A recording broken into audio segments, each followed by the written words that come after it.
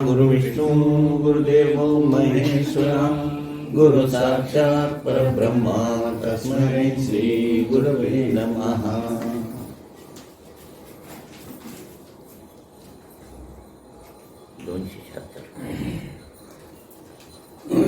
गुरुप्रसाद 276 पान, त्याच्यामधील दुसरा पॅरा इथून सुरुवात करतोय. गुरुमार्गात जीवनाची सार्थकता होण्यासाठी नामस्मरण विधी, दीक्षांत विधी, अनुग्रह विधी हे अनेक वार व अनेक ठिकाणी देण्यात येतात. ते आपण घेता किंवा ऐकता, पण जीवनाचे सार्थक होणे हा विषय इतका सहजासहजी प्राप्त करण्या इतका सोपा व सुलभ नाही. आता जीवनाची सार्थकता इथे लिहिलंय. जीवनाची सार्थकता करणे आणि जीवन सफल करणे म्हणजे काय? म्हणजे ते बघा, इथं पृथ्वीवरती यलोक, इथं गुरु केल्याशिवाय किंवा देवाची सेवा केल्याशिवाय हा चौथ्या लोकात जात नाही. म्हणजे काय? जीवनाची सार्थकता याचा अर्थ सफलता.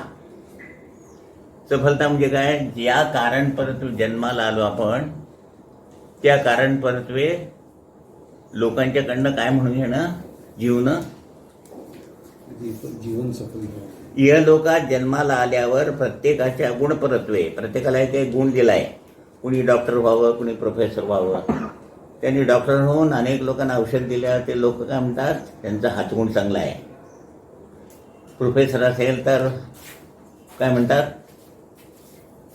त्यांचं शिकवणं चांगलं आहे. म्हणजे तुम्ही नावारूपाला येता, त्या नावारूपाला आलात, अनेक लोकांचं कल्याण केलं की जीवन सफल झालं. असं सफल जीवन झाल्यानंतर, म्हणजे देवासारखं तुमचं आचरण झाल्यानंतर तुम्ही चौथ्या लोकात जातात. म्हणून हा यलोक, हा परलोक, हा देवलोक, स्वर्गलोक. म्हणजे इथं देव नाही राहत, देवासारखी झालेली माणसं. आणि इथं वरती देवलोक वरती आहे, आणि त्याच्यावरती सातव्या लोकांच्या वरती विभूती आहेत. इथून त्या विभूती आपलं कल्याण करतायत. म्हणजे जीवनाची सार्थकता. पण ते केव्हा होईल? इथं गुरु किंवा तुमच्या कुलस्वामींनी कुलस्वामीची सेवा केल्याशिवाय ते कारण उदित होत नाही. ते कारण उदित होईपर्यंत सफल होत. ते कारण उदित होतं, जीवन सफल होत नाही. सफल झाल्याशिवाय तिकडे जाता येत. म्हणून इथून या 3 लोकातून, बहुसागरातून सुटका होण्यासाठी इथं गुरु हा करावाच लागतो. हा विषय सहजासहजी प्राप्त करणे इतका सोपा व सुलभ नाही. ज्याला त्याबद्दलची तळमळ लागली आहे त्याच्याही सामर्थ्या पलीकडील हा विषय असल्याने, जर भक्तांच्या कल्याणार्थ गुरुमाध्यम हे आपले तन मन धन व काया वाचा मन हे पूर्णतः श्री सद्गुरूंना समर्पित करेल, तरच त्याचे योग्य फल तुम्हा भक्तांच्या कल्याणार्थ आहे याची प्रचिती किंवा अनुभव हा उदयास येईल.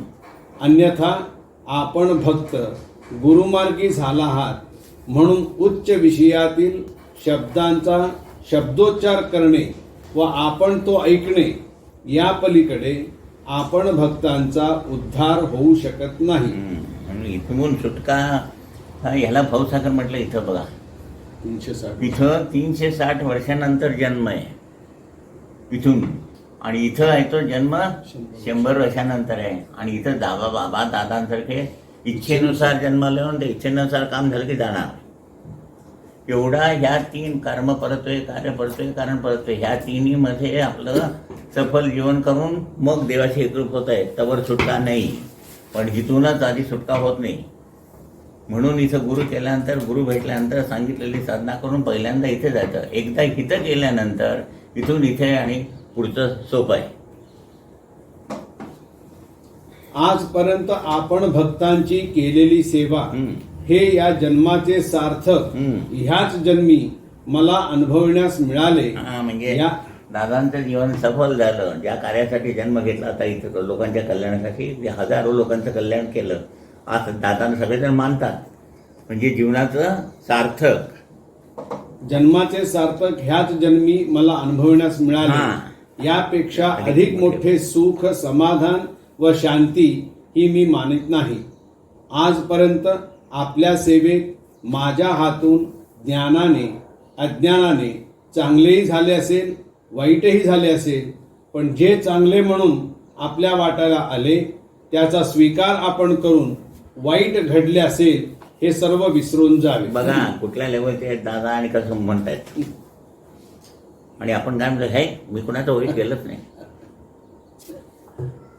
बाल्यावस्थेपासून ते आज दिवसापर्यंत आपल्याच प्रमाणे असणारे माझे पंचभौतिक देहिक माध्यम हे काया वाचा मनाने परिपूर्ण गुरुरूप झाले असल्याने स्वाभाविकच गुरुमायेचा हात मी आपणा सर्वांच्यावर आत्मिक विचाराने व आत्मिक सद्भावनेने जरी फिरवत आलो तरी तुम्हा भक्तांची देहिक अवस्था ऐहिक विषयापलीकडे नसल्याने हे माझे प्रेम की जे तुमच्या जन्मदात्या आई वडिलांच्या पलीकडे होते त्याला तुम्ही जाणते झाला नाही. आजपर्यंतच्या व्यतीत झालेल्या जीवनात मी सद्गुरूंना जर कृपाशीर्वादाशिवाय काहीही मागितले नाही तर तुम्हा भक्तांच्याकडे काही अपेक्षा पूर्ततेसाठी मी यावे हे मला शोभणारे नाही व तशी अपेक्षा श्री सद्गुरु कृपाशीर्वादाने मला करण्याची वेळही आलेली नाही. ह्या वर्षात गुरु आज्ञेने मला करावी लागलेली साधना व तिचा सिद्ध साध्य हेतू मी आपण भक्तांच्या अभ्यासार्थ निवेदन केला आहे. याचा आस्थेने विचार करून हे कार्य दादांचे आहे असे न मानता आपणा सर्वांचे आहे अशी भूमिका विचारात घेऊन आपल्या यथाज्ञानाने व यथासामर्थ्याने हे कार्य जर पुढे करण्याचे भाग्य आपण प्राप्त करून घेतले तरच मला प्राप्त झालेल्या जन्माचे सार्थक झाले असे म्हणता येईल. म्हणून दादानी काय केलंय की आपण सर्वांचे कार्य आहे म्हणजे आपलं घरच केंद्र केलंय. आता केंद्रावर जो कोणी मनुष्य येईल त्याला तुमच्या घरातलं आचरण वगैरे बघितल्यानंतर साहजिकच तुम्हाला विचारणार ते तुम्ही कुठे जाता काय करता असं विचारणा केल्यानंतर त्यांना प्रार्थना द्यायची. ते प्रार्थना म्हणायला लागले म्हणजे त्यांचं भलं व्हायला म्हणजे अशा तऱ्हेने कार्य पुढे जातं. म्हणून दादाने सांगितलं की साधकांचं घर कसं असावं त्यासाठी एक निवेदन आहे ते वाचून दाखव. साधकाच्या घरात इतके प्रेम असावे. म्हणजे आपलं आता दादांचे आपण भक्त साधक आणि आपलं घर म्हणजे आपल्या घरात आल्यावरती दादाने काय शिकवण दिली ह्याचं आचरणातून त्यांना दिसलं पाहिजे. साधकाच्या घरात इतके प्रेम असावे की ते सोडून जाणाऱ्याला पुन्हा त्या वातावरणात आपण केव्हा येऊन पडतो असे झाले पाहिजे. वाचण्याचा छंद असला की व्यक्ती सतत काही ना काही वाचत राहते, आनंद घेत राहते. आत्ताच वरील सुंदर आणि अर्थपूर्ण विचार वाचला आणि मनात आलं की श्री सद्गुरूंनी हा विचार माझ्यासाठी पाठविला आहे. या विचारातून निश्चितच खूप काही शिकण्यासारखं आहे. खरंच विचार करता असं जाणवलं की या विचारात निश्चितच अर्थ दडलेला आहे. व्यक्तिपरत्वे या विचारातून अनेक अर्थ समजून येतील. श्री सद्गुरू समजावून सांगतील. साधकाचं घर हे साधकाचं जरी असलं तरीही या साधकाच्या मनात श्री सद्गुरूंविषयी श्री नितांत श्रद्धा आहे. एक विश्वास की त्या योगे त्याला असं वाटतं किंवा त्याची भावना किंवा धारणा अशी आहे की श्री सद्गुरू आपल्या सोबत आहेत म्हणजे हे माझं नसून श्री सद्गुरूंचे घर आहे. ही वास्तू त्यांची आहे. श्री सद्गुरू माऊलींची माया माझ्यावर माझ्या कुटुंबियांवर आहे. म्हणूनच या घरात श्री सद्गुरूंची माया प्रामुख्याने जाणवते. मग अशा मायेच्या घरात श्री सद्गुरूंच्या मायेची ऊब जाणवत असल्याने प्रत्येकाला अशा घरात राहावं असं वाटलं तर निश्चितच चुकीचं ठरणार नाही. अशा या माऊलीच्या मायेच्या घरातून कुणालाही बाहेर पडावं असं वाटणार नाही. कामानिमित्त काही कालावधीसाठी बाहेर वास्तव्य करून राहिलेल्या व्यक्तीला कधी घरी परतेन अशी ओढ लागल्याविना राहत नाही. नातेवाईक किंवा पाहुणे मंडळींना अशा घरात परत परत यावं असं वाटतं, कारण या घरातील प्रसन्न वातावरणाने जाणवणारी श्री सद्गुरूंची माया, श्री सद्गुरू माऊलींची अशी माया, कृपाशीर्वाद हा साधकांच्या घरी जाणवतो. कारण त्या साधकाची, कुटुंबियांची श्री सद्गुरूंच्या प्रती असलेली श्रद्धा, विश्वास, त्याचबरोबर श्री सद्गुरूंनी दिलेली नामसाधनाही कारणीभूत होत असते. ज्या घरात श्री सद्गुरूंनी दिलेल्या नामाची साधना होते तिथे सद्गुरूंचा वास असतो. नामाचा सुगंधही दरवळत असतो. श्री सद्गुरू माऊलींच्या मायेच्या घरात राहावं नि त्यांच्या स्मरणात, सहवासात नाम घेत राहावं, शाश्वत आनंद घ्यावा. पटतंय ना? तर चला मग नाम घेऊया, श्री सद्गुरूंच्या सहवासाची अनुभूती घेऊया. आपण इथे राहायला आल्यापासून सगळ्यांना साताला बसायला लागले, आपला वेळ द्यायला लागला. म्हणजे इतकं केंद्र लांब झालंय, असं झालं तरी गॅप पडली नाही. हा जो एक दादानी आशीर्वाद दिलाय, सर्वांचं घरच कुटुंब म्हणजे केंद्र केलंय, त्याच्यातून सर्वांना लाभ होऊन हे कार्य सर्वकडे पसरावं, एवढंच त्यातला अर्थ आहे. हे कार्य दादांचे आहे असे न मानता आपण सर्वांचे आहे अशी भूमिका विचारात घेऊन आपल्या यथाज्ञानाने व यथासामर्थ्याने हे कार्य जर पुढे करण्याचे भाग्य आपण प्राप्त करून घेतले तरच मला प्राप्त झालेल्या जन्माचे सार्थक झाले असे म्हणता येईल. साधना मार्गामध्ये अवधान, ध्यान व चिंतन या 3 महत्वाच्या अवस्था आहेत. त्यांची ओळख पुढील प्रमाणे आहे. अवधान अवस्थेमध्ये अतत्व सिद्ध होतं, ध्यान अवस्थेमध्ये उ, आणि चिंतन अवस्थेमध्ये म. अशा तऱ्हेने 3 तत्व एकत्र झाली म्हणजे अ अधिक उ अधिक म म्हणजे काय? ओम. आणि हा ओम प्रत्येकाच्या जीवनात सिद्ध करून दिलं दादानी, म्हणून ओंकार साधना. पण त्याच्या पुढे ओम नमः शिवाय, ओम भूर्भुवः म्हणण्याचं काहीही आवश्यकता नाही, इतकं सोपं केलंय. अवधान अवस्था म्हणजे लक्ष. अवधान अवस्था गुरुमार्गात ही अवस्था प्राप्त होणे दुर्मिळ आहे. कारण जन्म घेतल्यावर कर्माची उपाधी मागे लागते व ह्या कर्मबंधनातून सुटका व्हावी म्हणून आपण गुरुमार्गी होतो. अशा वेळी सुखाची प्राप्ती व्हावी अशी अपेक्षा न ठेवता गुरूंची प्राप्ती केव्हा होईल असा ध्यास लागला पाहिजे. असा ध्यास लागलेला नसतो. काम झालं तर यायचं परत केंद्रावर, नाही काम झालं की नुसते खाणे पिणे, कपडा लत्ता, ऐशाराम आदींनी जीवन व्यर्थ खर्च न होता जीवनास निश्चित आकार यावयास पाहिजे. तो आकार गुरु देत असतात. गुरुमार्गामध्ये गुराखी व गुरु हे 2 शब्द आहेत. एक फक्त गुरे राखतो व दुसरा मार्ग जन्माला येऊन तो जन्म वाया जाऊ नये तर इतरांना त्याचा उपयोग व्हावा या तळमळीने जे वाट दाखवितात त्यांना गुरु असे म्हणतात. गुराखी फक्त गुरु राखतो, गुरु लागतो आणि गुरु तुम्हाला जन्माची वाट दाखवतात. ह्या गुरुनी स्वतःचे जीवन, तन मन धन भक्तासाठी खर्च केले पाहिजे. ज्या अडचणी भक्ताच्या जीवनामध्ये उपस्थित होतात त्या न सांगता त्या अडचणींना कारण असणाऱ्या कर्माचे विमोचन करून त्या भक्ताला अभयदान द्यावे लागते.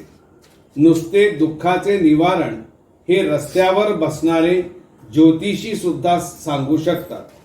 अशा वेळी जरी भक्ताची पातळी अज्ञानाची असते तरी त्या भक्तास सखोल ज्ञानाचा लाभ करून देणे हे महत्वाचे कर्तव्य गुरूंनी विसरता कामा नये. केवळ ऐहिक सुखासाठी जन्म नाही हे दाखवून दिले पाहिजे. मग हळूहळू भक्ताची जीवनाकडे पाहण्याची दृष्टी बदलू लागते. तशी ती बदलली पाहिजे, कारण हे जीवन क्षणिक आहे. जे जे काही प्राप्त करावयाचे आहे त्याचा लाभ जन्मोजन्मी असावयास पाहिजे. नुसता लोभ असून चालणार नाही.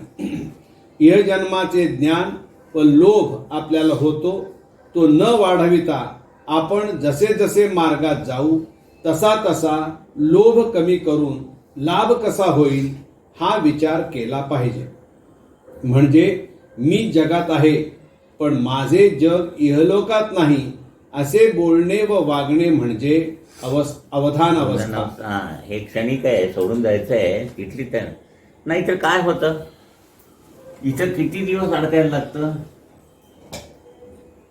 कमीत कमी 360 वर्ष कमीत कमी, आणि जास्तीत जास्त 1000 काय लाख. मग कुठलं इथं कसला विचार करायला पाहिजे?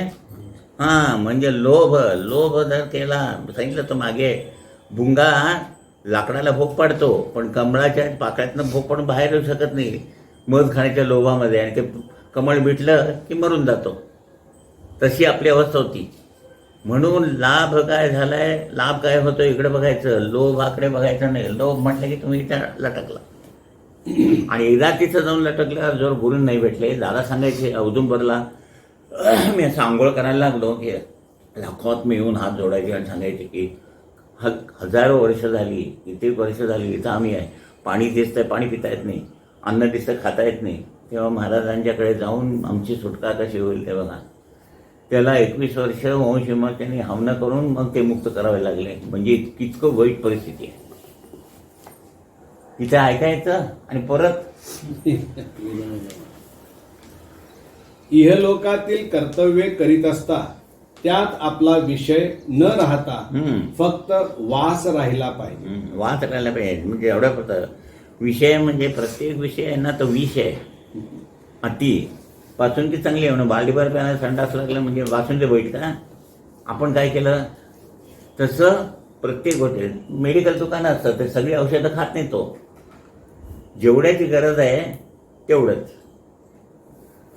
वाचायला पाहिजे. म्हणजे कर्माचा विषय भोगणे न राहता धर्माने कर्माला मुकणे ही अवस्था प्राप्त होते. म्हणजेच स्वाभाविक इहजन्मात पुढील जन्म म्हणजे परलोक ह्याला आरंभ होत असतो. अशा वेळी आपण जी ओंकार साधना करतो ह्या अवस्थेत फक्त हे तत्व सिद्ध होते. तत्व म्हणजे विश्वाची उत्पत्ती होय. अशा वेळी आपला आत्मा हा जन्म घेतो व गुरुमार्गी झाल्यावर तो आत्मा ओंकाराची ही अवस्था प्राप्त करता होतो. म्हणून ही साधना करीत असता 100% अवधान ठेवले पाहिजे. यानंतर ध्यान अवस्था. पूर्वी अनेक जन्मात अनेक कर्मे आपण केली आहेत म्हणून पुन्हा ह्या जन्मी जन्म घेतला आहे. पण त्या जन्माची स्मृती आपल्याला नाही म्हणून पुन्हा पुन्हा तेच पातक किंवा प्रमाद आपल्या हातून घडत असतात व पुन्हा पुन्हा सुखाचा लोभ वाढत असतो. म्हणून म्हटलं की इथून पुन्हा जन्माला येताना पुनरावृत्ती आहे, पुनर्जन्म नाही. केलेलं तेच करतात. आम्ही करायला जातो एक होतं दुसरंच म्हणतात. तर हा अनुभव आहे की नाही. पुनरावृत्ती. गुरु भेटल्यानंतर तुम्ही जेव्हा चौथ्या लोकात जाता आणि पुन्हा जन्माला येता म्हणजे जीव जीवात्मा आत्मा हे स्थित्यंतर होऊन त्यावेळेला पुनर्जन्म आहे.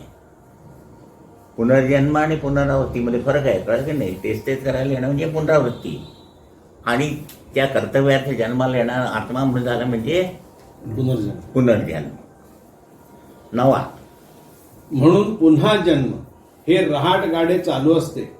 पण कोणत्या तरी जन्मात आपण काही पुण्यकर्म निश्चित केले आहे, त्या कर्माची फेड म्हणून ते कर्म आपल्याला गुरुमार्गी करते. म्हणून कर्माने अडचण आली की आपण अडचण आली म्हणून गुरुमार्गी होतो. तेव्हा दादा म्हणाले कर्माच्या नावाने ओरडत आलात, पण त्या कर्माने एका तुम्हाला गुरुमार्गी केलं तेव्हा त्या दुसऱ्या कर्म आपल्याला कुठे घेऊन जाणार आहे. म्हणून कर्म आल्यावरती दुःख येऊ दे नको असं म्हणू नका. दुःख येऊ दे. दुःख आल्याशिवाय तुम्हाला शहाणपण येणार नाही. पण त्यावेळी गुरूंची आठवण होत नाही. म्हणून एखादे संकट आपल्या जीवनात निर्माण होते. हा. त्यावेळी आपल्याला सुख कसे लागेल म्हणून आपण गुरूंना भेटतो. वास्तविक ते दुःख नसते, तर आपल्याला जागे करून आपण जाग्यावर राहावे म्हणून कर्माने आपल्यावर उपकार केलेले असतात. त्यावेळी पुनश्च तशी कर्मे आपल्या हातून घडू नये म्हणून श्री गुरु वंशाचे व कर्माचे विमोचन करून त्याऐवजी दीक्षा देत असतात. विमोचनातून दोष जातात आणि त्या रिकाम्या जागा काहीतरी बोल शिरू नये म्हणून दीक्षा म्हणजे गुरूंची शक्ती देतात. वास्तविक वंशात व कर्मात जे काही दोष असतात ते दोष जाऊन जीवन निर्दोष व्हावे अशी गुरूंची इच्छा असते व पुढील जन्माची तरतूद ते करून देत असतात. म्हणजे याच्यापेक्षा चांगला जन्म, याच्यातून कर्मपरत जाऊन कार्यपरत जन्म यावा आणि मग 100 वर्षाने जन्म येऊन तोच ते कारण जन्म लेण्याचे ते उदित व्हावं म्हणून गुरूंची इच्छा असते. पण आपण आपल्या स्वभावावर जे जग दिसते तसे जीवन आपण उपभोगावे म्हणून विमोचनाला व दीक्षेला किंमत देत नाही. पण ज्यावेळी ही जाणीव होईल तेव्हा त्याचे मूल्य काय आहे हे कळेल. हा जन्म वारंवार येत नसतो. पुन्हा जन्माला येण्यासाठी काही शेकडो वर्षे लागतात. म्हणून ज्ञानी पुरुषांनी जीवन व्यर्थ खर्च करू नका असे वारंवार सांगितले आहे. ह्या जीवनाचा आपण उपभोग घेऊन इतरांना त्याचा उपयोग व्हावा याकडे लक्ष द्यावे. म्हणून जीवन सफल म्हटलंय. डॉक्टर झालं त्याने पेशंटना बघायचंय. तुम्ही प्रोफेसर झाला तर लोकांना ज्ञानी करायचंय आणि शेत करत असलं तर लोकांचं अन्न खाण्याची व्यवस्था करायची आहे. हे जे प्रत्येकाच्या गुणपरत्वे जे कार्य दिलंय ते जर व्यवस्थित केलं तर जीवन सफल होतं. मग जीवन जे सार्थक होते मग चौथ्या लोकात जायला मिळतं. इतकं अवघड आहे. पण जरा चांगलं झालं की आपलं मती गुंग व्हायला लागते आणि लगेच पुन्हा वास्तविक जन्माला येते वेळी हे जीवन वनासारखे होते. वनासारखे होते म्हणजे काय, इथं घरासमोरचं ग्राउंडवरती काय असतं, प्लॅनिंग नसतं. गार्डन व्यवस्थित, हे घर आहे इथं अशी झाडं व्यवस्थित लागली. वनामध्ये काय असतं, कुठलंही झाड कुठे कसं हे चाललेलं असतं. तसं जीवनामध्ये जीवन 3 शब्द आहेत. गुरु भेटण्याच्या पूर्वी जीवनाची अवस्था वनासारखी असते आणि गुरु भेटल्यानंतर नंदनवन होतं. म्हणजे काय, जी 19 माध्यमं आहेत ती सुस्त पडलेली असतात विकसित नसल्यामुळे. जसं म्हणाले एखादं मोठं घर असतं तिथे नोकरदार आहेत, हाक मारले की नुसते येऊन उभारतात, काम एकही करत नाही. तशी ती 19 माध्यमं अविकसित असल्यामुळे नुसतं जी म्हणतात म्हणून जीवनाची अवस्था वनासारखी. गुरु भेटल्यानंतर ही 19 माध्यमं विमोचन आणि दीक्षापूर्वक जेव्हा विकसित होतात तेव्हा नंदनवन तो मनुष्य सगळे 10 लोकांना घेऊन येऊन लोकांना सांगायचं काम करतो. जीवन आणि नंदनवन. वास्तविक जन्माला येते वेळी हे जीवन वनासारखे होते. गुरु भेटल्यावर त्याचे नंदनवन झाले. हा धर्म गुरूंचा आहे. आपण कर्माधीन आहोत म्हणून गुरूंनी काय दिले आहे हा प्रश्न आपल्या पुढे उभा असतो. ज्यावेळी कर्माधीन अवस्था संपते त्यावेळी धर्माधीन अवस्था सुरू होते व जीवन इतरांसाठी आहे याचा बोध होतो. म्हणून पुन्हा पुन्हा जन्माला येऊन कर्माधीन होण्यापेक्षा जन्म घ्यावयाचा आहे. पण गुरु कृपेने धर्मासाठी हेच वचन आपण पाळले पाहिजे. इथं कार्यपरत्वेमध्ये होतं म्हणून इथं गुरूंचे पाय झाले की एकदा ह्यातनं सुटलं की मग कार्यपरत जन्म इतरांसाठी कर्माधीन अवस्था. एखाद्या वेळी आपले जीवन विसरले तरी चालेल, कारण त्यापेक्षा जीवन अधिक मोलाचे आहे असा ध्यास लागला पाहिजे. म्हणजे काही जेवण विसरलं तर चालेल पण काय विसरलं नाही पाहिजे, साधना. 3 दिवस नाही जेवलं तरी मरत नाही कमीत कमी, पण 3 मिनिटं श्वासाशिवाय होऊ शकत नाही. असा ध्यास लागला पाहिजे, ध्यास. आपण जी ओंकार साधना करीत असतो त्या साधनेत जी अवस्था उ अशी आहे तिची प्राप्ती ध्यान अवस्थेमध्ये होते. पहिल्या अवधानमध्ये अ, ध्यानमध्ये उ उ आणि चिंतन म.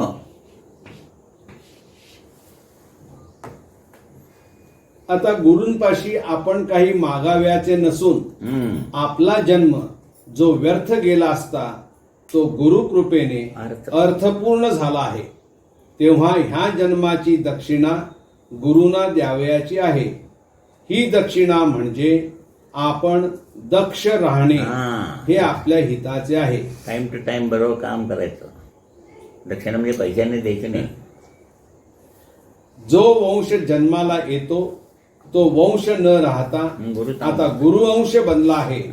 म्हणून भवितव्यामध्ये संतती ही अवस्था प्राप्त न करता संपत्ती म्हणून जन्म घ्यावयाचा आहे. याचा अर्थ न संपणारी संपत्ती असा कृपाशीर्वाद गुरु देतात. आता ह्यानंतर चिंतन अवस्था. ही अवस्था काय आहे हे ज्ञानी माणसाला सुद्धा समजत नाही.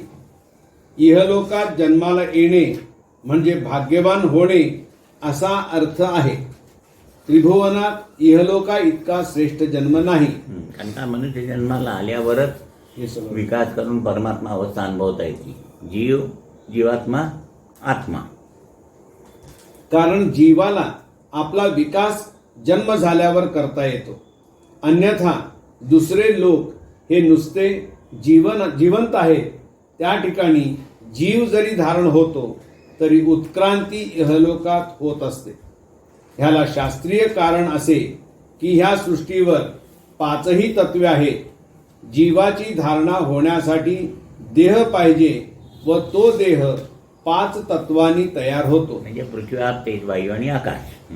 देह अधिक जीव बरोबर जीवन असा अर्थ आहे. हा जीव जेव्हा जन्माला येतो त्यावेळी देह हा नव्याने धारण होतो. पण जीव, जीवात्मा किंवा आत्मा हा पूर्वीचाच असतो. असे जीवन जीवाने भोगलेले असते पण त्याचा लाभ देहाला होत नाही. म्हणून जन्मप्राप्तीनंतर देहाला लोभ असतो व जीवाला किंवा आत्म्याला लाभ कसा होईल ह्याबद्दल चिंता असते. त्यांच्या दोघींच्या एकमेकाच्या कोऑपरेशनशिवाय होत नाही. बऱ्याच वेळा सांगितलं मी, दादा असं हात पण दाखवायचं की हा देह दुसऱ्यांना काय प्राप्त झाले ते बघत असतो आणि आत्मा आतून त्याच्याकडे बघत असतो की अरे माझ्यासाठी काही साधना करून आपण दोघं मिळून या जीवनातून मुक्त व्हायचं आहे. म्हणून आत्ता नमस्कार झाला. आत्ता देह आणि आत्मा एकमेकाला कोऑपरेटिव्ह झाले. पूर्वी नसतं, पूर्वी असं होतं. समजतंय ना?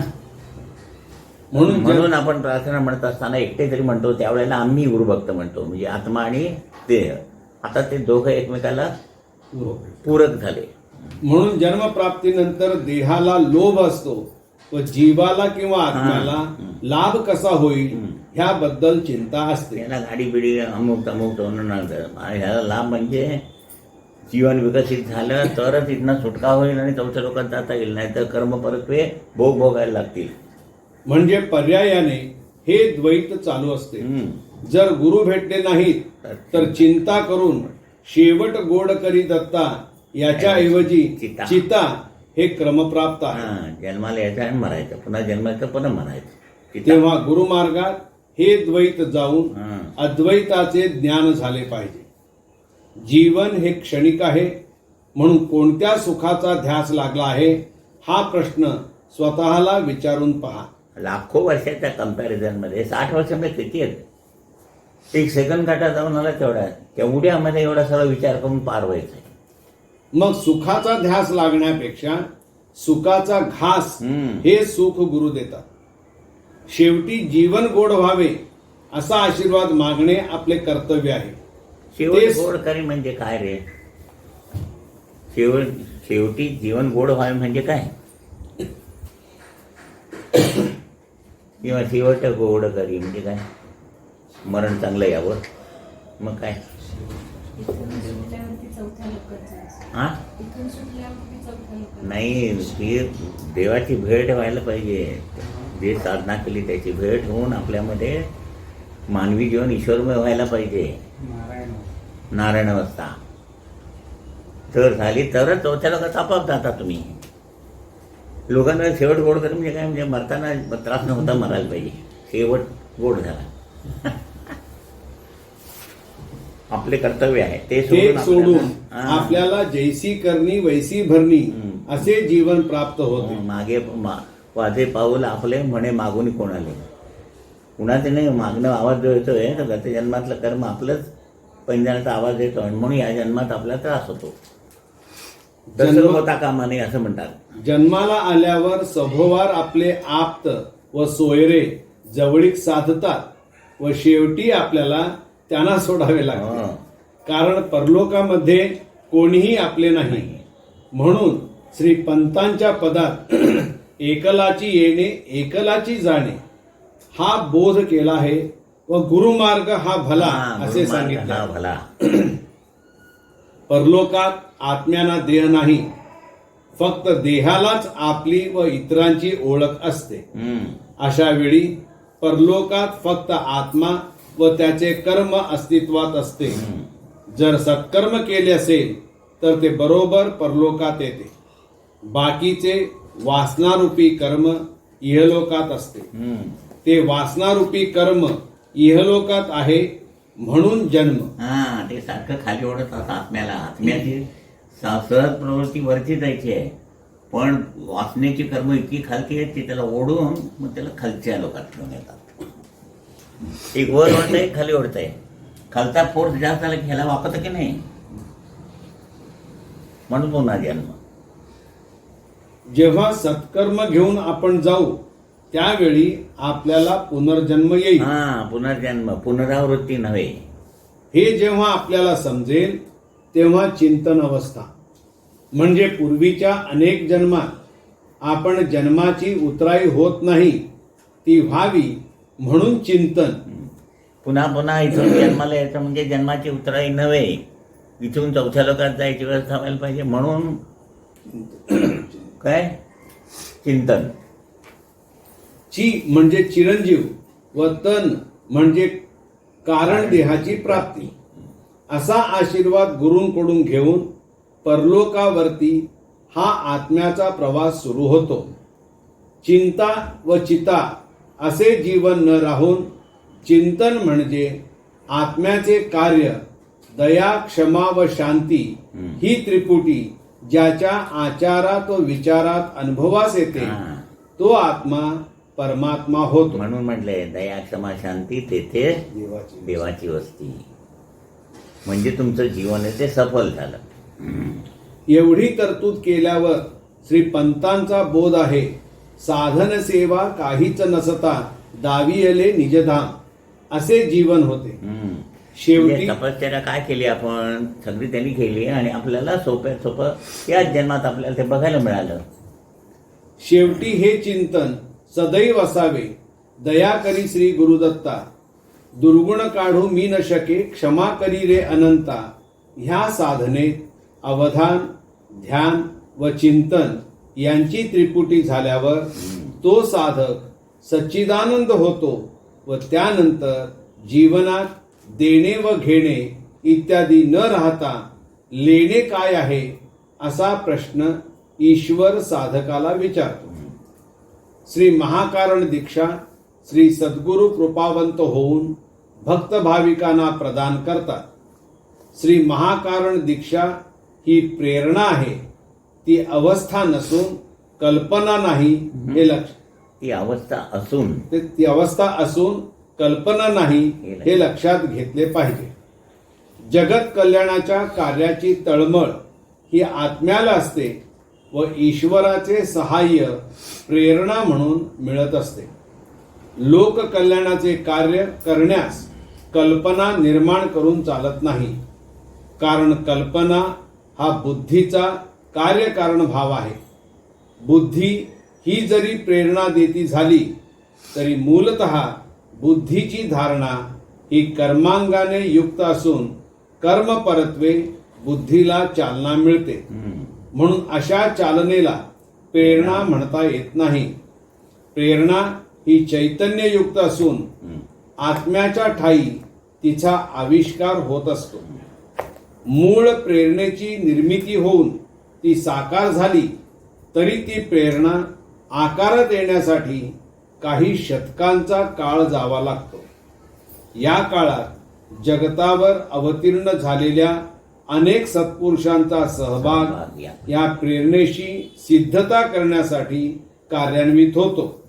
अशा रीतीने जगत कल्याणासाठी निर्माण झालेली ईश्वराची प्रेरणा हिची सिद्धता अनेक अवतारी पुरुषांच्या तळमळीतून व समर्पित जीवनातून होण्यास जरी काही शतकांचा काळ लागला तरी ती सिद्धावस्थेप्रत गेलेली ईश्वरी प्रेरणा जगाच्या अंतापर्यंत जगत कल्याणाचे कार्य करीत राहते. आता हे आपल्याला ही साधना देऊन हे बाकीचं सोडायचं सांगायचं हे सगळं 300 वर्षापूर्वी ठरलंय.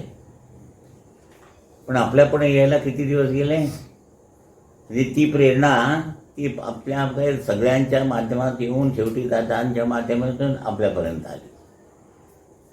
ती प्रेरणा ईश्वराकडनं आली आहे. म्हणजे बुद्धीतून जो विषय निघतो तो परिपूर्ण असत नाही. जो परमेश्वराकडनं आला म्हणजे आत्म्याकडून किंवा मनाकडून आलेला तो विषय परिपूर्ण असतो, त्याला प्रेरणा म्हणतात. आज सिद्ध स्वरूपात आपणास प्राप्त झालेली महाकारण दीक्षा म्हणजेच ही ईश्वरी प्रेरणा होय. तिची परंपरा श्री आदिनाथापासून आहे. श्री आदिनाथांनी नवनारायणांना अनुग्रहित करून नाथ केले व नवनाथांनी अनाथ जगताला सनाथ व सज्ञान करून श्री गहिनीनाथांनी पुढील कार्यासाठी श्री निवृत्तीनाथांना अनुग्रहित केले. ह्या काळापर्यंत 75% वैराग्य व 25% भक्ती हे उपासनेचे सूत्र होते. 75% वैराग्य पाळणे शक्य आहे का सध्याच्या परिस्थितीला? म्हणून तेव्हा अवघड होतं ते 75%. आदिनाथ आणि नवनाथांच्या वेळेला. मग गहिनीनाथ आणि निवृत्तीनाथ आले. श्री ज्ञानेश्वरांनी मूळ प्रेरणा म्हणजे ईश्वराची इच्छा काय आहे हे जगाला समजावे म्हणून पसायदान याचा मंगल शब्दोच्चार केला आणि 50% ज्ञान व 50% भक्ती अशी उपासना पद्धती जगासमोर ठेवली. जे ज्ञान शब्दांनी व्यक्त होते त्यामागे शक्ती उभी असेल तरच ते ज्ञान प्रभावी ठरते व निश्चित असे कार्य करू शकते. म्हणून श्री ज्ञानेश्वरांनी ज्ञान अधिक ईश्वर हा सिद्धांत जगताला दिला. याच परंपरेप्रमाणे आज श्री साईनाथ महाराजांनी भवितव्यासाठी मूळ ईश्वरी प्रेरणेला मूर्त स्वरूप देऊन भूतलावर ईश्वरी शक्ती अधिष्ठित केली. म्हणजे शक्तीपीठ गोव्याला जे आहे ते जी शक्तीपीठ प्रार्थना गुरुबंधू भगिनींना दिलेली आहे ती प्रार्थना म्हणजे पसायदानच होय. जगताला सुख शांती समाधान प्राप्त व्हावे म्हणून मूळ ईश्वरी प्रेरणा ही शब्द रूपात साकार करून आपल्या समोर आज श्री सद्गुरूंनी ठेवली आहे. म्हणजे शक्तीपीठ प्रार्थना ती म्हटली की ते पत्रदान म्हणण्यासारखंच.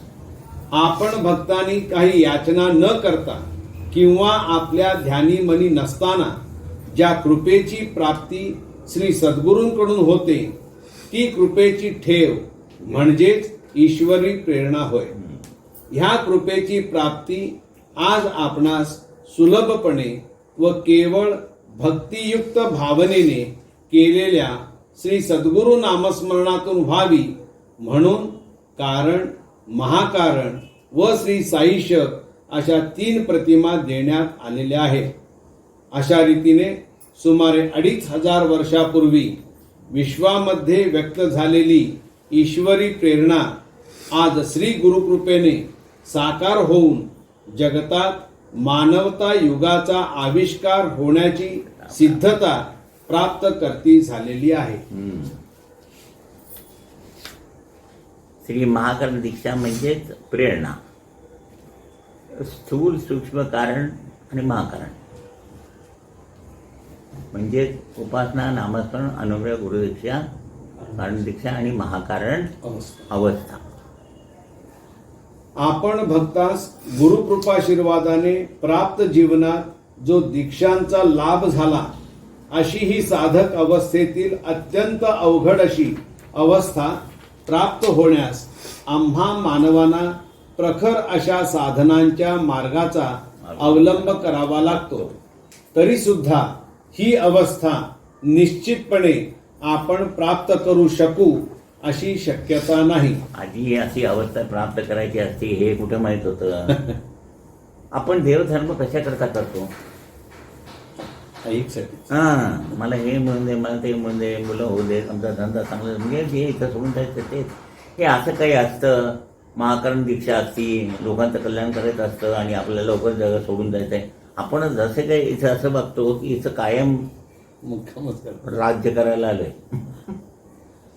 किंवा त्याचा पत्ताच लागत नाही. ही किती अज्ञान आहे. ही 100 वर्ष म्हणजे काहीच नाही आहेत.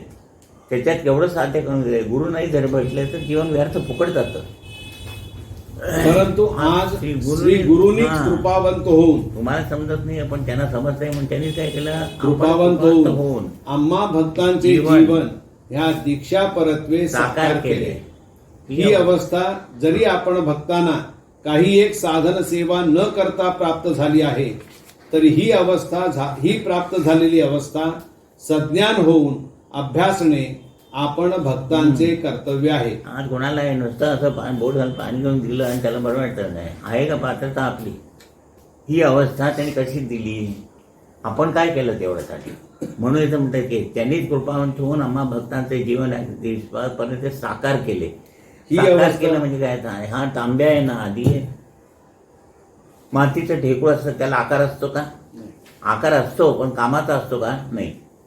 मग त्याला तो कुंभार काय करतो, त्यातलं कडे काड्या सगळं काढतो आणि चाकावर घालून त्याला मटक्याचा आकार करतो. तीच माती जेव्हा मडकं बनती तेव्हा त्यात पाणी साकार करून दुसऱ्याला पिका देता येते. तशी ही माती, त्याला आकारच नव्हता, त्यातलं विमोचनाने आणि दीक्षांनी त्यातलं सगळं काढून त्याच्यामध्ये साकार करून आज कृपा धारण करून दिल्यावर तुम्ही वाणीने सांगता तुझं नाव भलं होईल किंवा त्याला प्रसाद देता.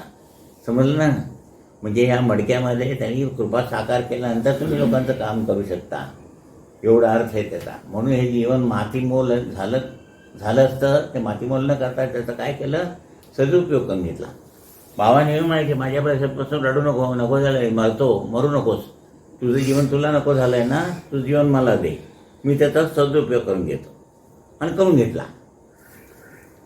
म्हणून इथं वाक्य आहे, आज गुरुनी कृपावंत होऊन आम्हा भक्तांचे जीवन ह्या दीक्षांपरत्वे साकार केलं आणि त्याला आकार देऊन त्याचं साकार केलं आणि इतरांच्या कल्याणासाठी वापरलं.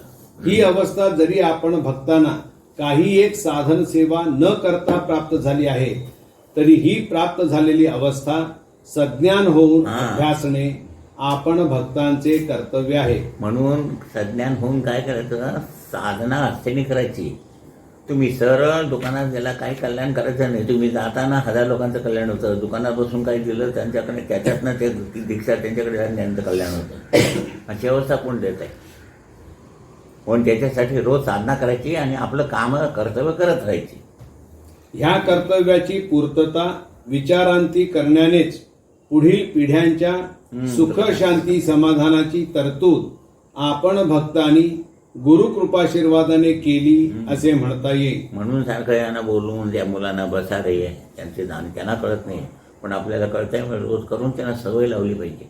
सवय इतकी लागली पाहिजे की ते सांगितलं की मी तुम्हाला मागे ती वेळ झाल्यावरती तर मुलगाच विचारतो म्हणे 7 वाजले बाबा, तुम्ही मला म्हणायला का बसवत नाही, असं व्हायला पाहिजे. त्याच्यातून पुढील पिढ्यांची सुखशांती समाधानाची तरतूद आपण भक्तांनी गुरुकृपेने केली असं म्हणता येईल. म्हणून 7 वाजता कुठे आहेत मला त्यांना हुडकून त्यांना बसवायचं, ते म्हणायला लावायचं. हे काम आईवडिलांचं आहे.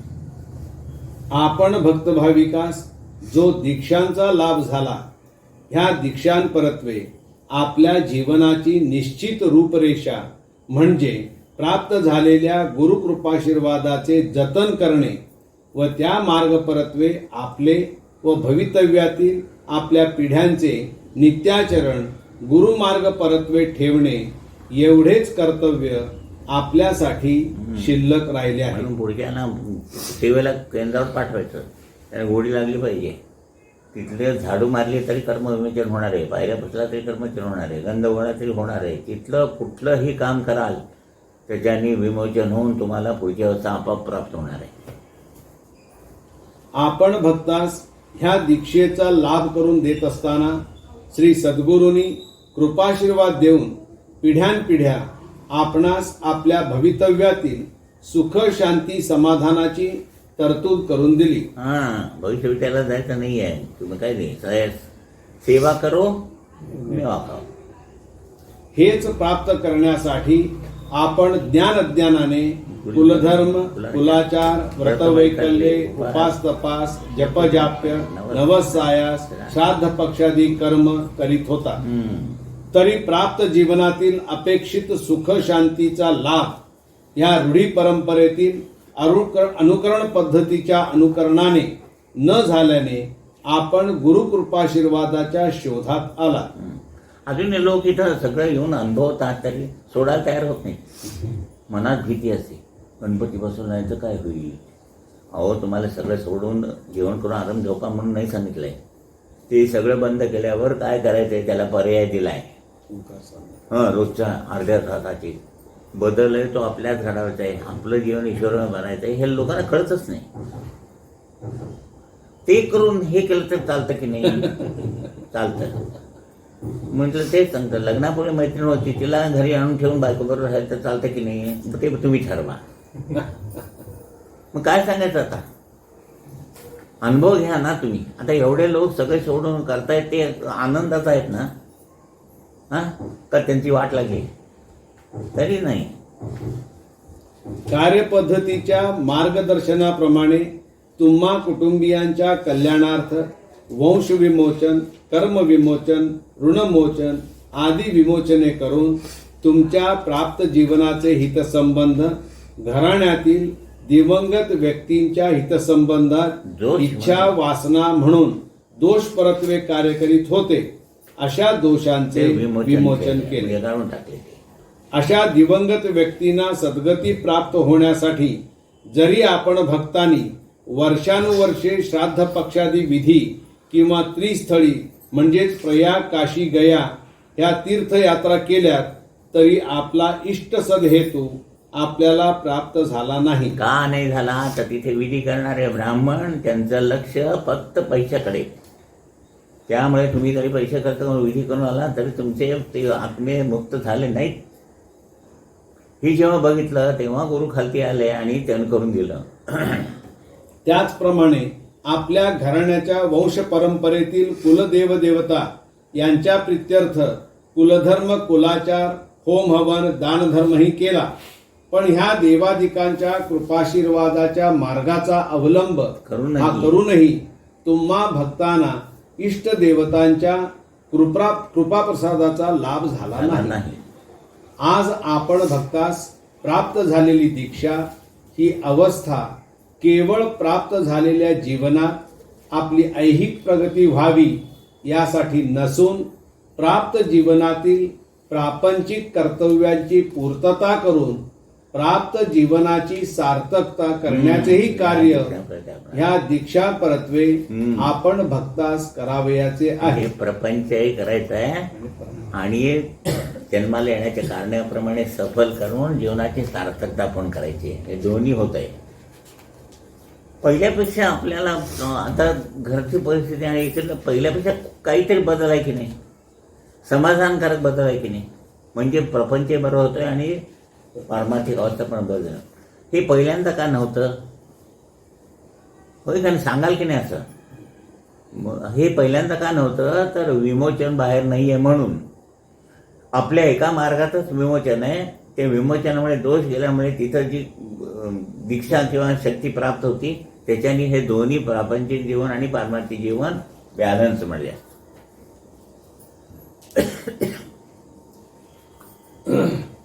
अशा ह्या प्राप्त झालेल्या गुरुकृपाशीर्वादामुळे आपण भक्त आपल्या घराण्याच्या दिवंगत व्यक्तींना हम्म. सद्गती प्राप्त करून देते झाला. सद्गती म्हणजे काय रे? आता इथून हे बघा, हे 3 लोक आहेत ना, ह्या 3 लोकातून त्यांना पुढे पाठवायचं असतंय. पृथ्वीची गती असेल अशी, तर ह्या लोकांची गती ह्याच्या उलटी आहे. म्हणजे हे असे आणि हे असे, ह्याची अशी आणि ह्याची अशी. म्हणून सर्प येऊनी काढतात. इथून मनुष्य सुटला की ह्या गतीतून सुटला की ह्या गतीला ऍडजस्ट व्हायला कित्येक दिवस लागतात. ह्या गतीतून पुढे जाऊन ह्या गतीला ऍडजस्ट व्हायला, आणि इथून येऊन इथं आल्यावर पुनर्जन्म. म्हणून शिर्डी काय म्हटलं की गुरुमार्गी झाल्यानंतर इथून डायरेक्ट एकदम 4थ्या लोकात घेऊन जातात. म्हणजे सद्गती. नुसतं ऐकायला बरं वाटतंय, इथे सुटका होत नाही लवकर. एका गतीतून म्हणून वर्षपर्यंत श्राद्ध करायचं, नंतर बंद करायला सांगितलंय. वर्षानुवर्ष श्राद्ध करतात म्हणजे काय? बरं, वर्षानुवर्ष तुम्ही केलं, आता मला मुलगाच नाहीये, मग मला कोण गती देणार? सद्गती. पुन्नाम नरकात राहते ती पुत्र असं म्हणतात. म्हणजे पुन्नाम नरकाचं पुन्नाम नावाचा एक नरक आहे. तिथून पुढे जाण्यासाठी इथं पृथ्वीवरती मुलांनी तर्पण करायला पाहिजे. मग आता मला मुलगा नाही म्हणजे मी कुठे अडकणार? नाही, याचं उत्तर कोणाकडे नाही आहे. बरं, तुम्ही 7 वर्षानुवर्ष करताय म्हणजे ते मुक्त झालेच नाहीत का? मग ते झालं नाही, मग त्यांच्या मागे तुम्ही गेला, तुमच्या मागे कोण नाही, म्हणजे सगळे तिथंच अडकले का? कशात काय माहीतच नाही. नुसतं काय त्याचं रूढी परंपरेप्रमाणे रूढ करत जायचं. उदुशंका उज म्हणे, शिवनपूजा आगे दिला होतीला. एकाने सांगितलं 11 वाजता शंख फुकायचा. अरे पण पूजा झाली की बघशील का नाही? म्हणजे शंख कशा करता फुकायचा आहे हे माहीत नाही.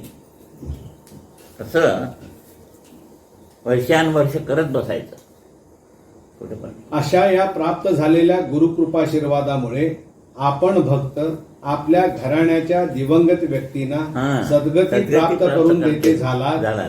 त्याचप्रमाणे प्राप्त जीवनात आपल्या घराण्याच्या ज्या कुलदेव देवता आहेत यांच्याही कृपाशीर्वादास पात्र झालात. याशिवाय तुमचे प्राप्त जीवन ज्या जन्मकर्म ऋणानुबंध परत्वे तुमच्या जीवनातील उपासने आड येत होते, अशाही कर्माचे विमोचन झाले. अशी ही प्राप्त जीवनाचे सार्थक करण्याची दुर्लभ अवस्था श्री सद्गुरूंनी केवळ कृपावंत होऊन तुम्हा भक्तास ह्याच जन्मात प्राप्त करून दिली आहे.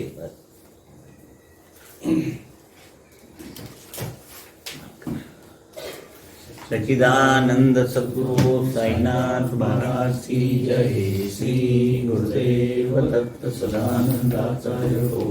सच्चिदानंद सद्गुरु श्री पंत महाराज की जय. श्री गुरुदेव दत्त श्री सद्गुरुनाथ दादा महाराज की जय. श्री गुरुदेव दत्त.